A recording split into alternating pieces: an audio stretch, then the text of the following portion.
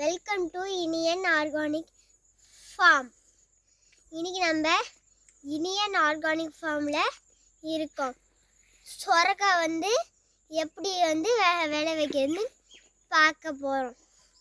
சரி, பார்க்கலாமா?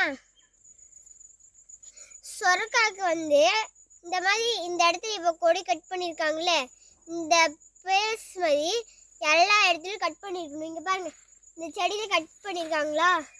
இந்த செடியில் இந்த இடத்துல கட் பண்ணியிருக்காங்க.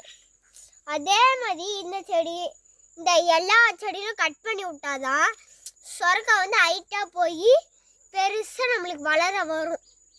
நம்ம இப்படியே விட்டிங்கன்னா அது வெயிட் தாங்க முடியாமல் அந்த கட் பண்ணாமல் விட்டோன்னா நிறைய பிரான்ச்சஸ் இந்த மாதிரி சைடில் வந்துடும். அப்படி அந்த சைடில் வர கீழே இருக்கிற பிரான்ச்சஸ் எல்லாம் அந்த மாதிரி வந்துச்சுன்னா அப்படியே கீழே கொடி எங்கேயாவது